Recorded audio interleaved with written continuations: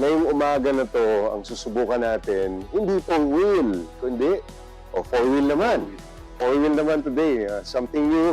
And we would like to thank Toyota Motors Philippines for entrusting this really nice Toyota Yaris Cross S. No? Ito yung kanilang demo diba? Demo car. So susubukan namin ni Bam, ni Senior Bam at Engineer Jolly. Saan ba kilala to, Jolly? Ako, Ito Jay. Yaris. Bam, ako, pag sinabing Yaris, alam ko, pang binata Pero So, parang ito yung puso atang segment kayo, no? Yung mga crossover. Crossover. Oo. Pinakamaganda niya, masubukan natin yung comfort. Mukhang masarap i-drive ito no? Pero bago natin subukang i-ride ito, o i-drive, no? Ride or drive. Palinis muna natin, medyo madumi. Oo nga. Ano guys, tara.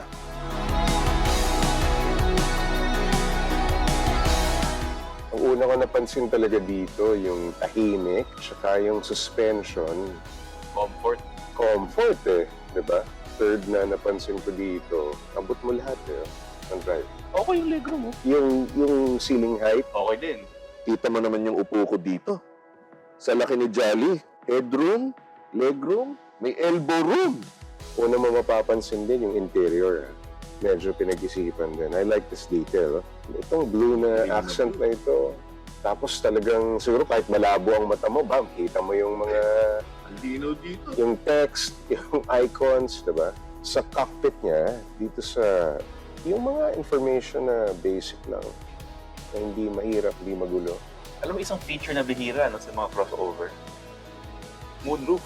May moonroof. Oo. Aba, papansin ko talaga yung mga features ng mga luxury vehicle.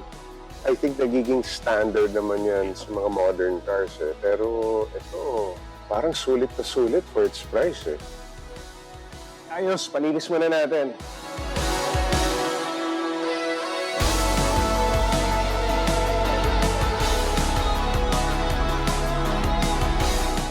Alam mo kung hindi mo alam na HEV to, hindi mo mapapansin. Yung pasok nung power ng makina. Doon pa rin, Oo. may feel ka pa rin na parang combustion. Hindi lang siya electric. Kamusta? Komportable ka kahit yung height mo? Oo, walang problema. Oo. Walang problema yung height. At saka adjustable yung upuan, adjustable yung height. So, Hindi mo napapansin, mukhang mas matalino pa sa yung sasakyan di ba? Ayaw niya masyado kang malapit, di ba? Pero for safety, ano yan di ba? Safety feature ng safety, kotse. So, actually, malaking bagay sa mga bago Oo. din na driver. Yung mga Oo. proximity sensor, Oo. mga lane change, mga warning. Oo. Tingin mo sa city driving, Jolly, okay ba itong Yaris Cross S? Ayun, yung pagiging hybrid electric naman, ang suporta niya dun sa Mm. sa arangkada Oo. Which is, alam naman natin, pinakamalakas talaga kumonsumo yung ng gasolina ang kotse dun Oo. sa arangkada.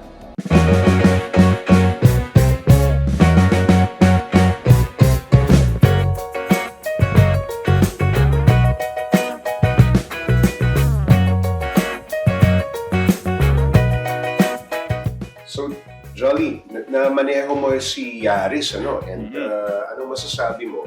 Alam mo, Jay, ano siya, no? Di ba nga, subcompact yung kanyang category. So, in-expect ko medyo masikip, medyo maliit yung kotse. Above average, built ako, comfortable talaga, kahit sa malaking tao. Ako, nagmarka sa akin talaga nung minaneho ko. At syempre, a few days ko nang ginagamit si Yaris sa Cross. Ang unang-una ko napansin, meron ka talagang malaking difference sa comfort. Tapos yung mga features na parang luxurious ang dating. And for that price point, parang sulit na sulit. Ang dami mong nakuha with the car. Ikaw, ano masasabi mo sa Ako kasi all the while, sa likod lang ako Kahit si Jolly, nakaupo sa harap, sagad. Meron pa akong 2 inches na legroom. With your height. Tapos sa headroom, I have no problem. Elbow room, no problem. Nagulat din ako, ang laki nung trunk sa likod. Yung suspension natin, kamusta yung ride? Hindi siya mababa Hindi siya Mm. mababa Tapos yung since Metro Manila traffic, parang sakto siya pang talaga pang lansangan. Saka hindi ka naman tatalo sa body style. May dating. Forma siya. May dating siya. Yung pagiging hybrid naman niya, ano yung Mafe-feel mo no? Very seamless yung transition between the electric tsaka yung pagpalo ng IC.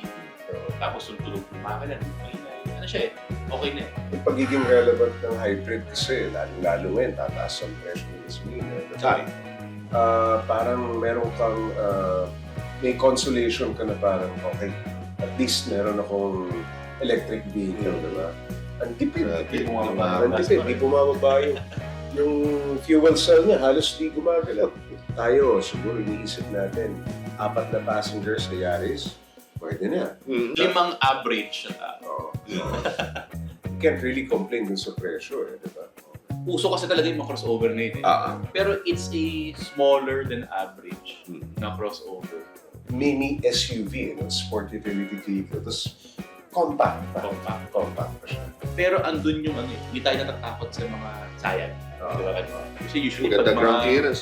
Oo, maganda ground clearance for a madali gamitin yung kotse. Stopping power niya, yung ease of, yung turning radius, Yun ang madali magmaniobra. napansin ko kahit sa likod ako po, yung nag-U-turn. Mabilis eh, di ba? Ang galing! Pagka bumaba ka sa basement, hindi ka na concerned dun sa Sa vertical sila, clearance, di ba? Ang gusto ko sa aesthetics na talagang tuloy pa rin natin yung luxury feel ng sasakyan. So, hindi naman ganun kamahal, but decente. Parang cozy siya eh. Yung feeling ko eh. Parang cozy. Pero siguro, Bam, Johnny, ang tanong eh, ida-drive mo ba ito? No. Ay, ikaw problem. naman. Ida-drive mo ba itong Yaris? Dahil yung size niya, Oh, tama-tama pang traffic na. Madali lusot. Tapos mga bad roads, kaya-kaya, no? Ganda, nung lumundag tayo sa hump kanina, beginner friendly, tipid sa gas, tapos talagang sakto talaga pang lansangan. Ako overall, okay to. Ida-drive ko talaga to. It's compact enough. Napaka-liksi niya. Okay yung arangkada niya. It has enough power.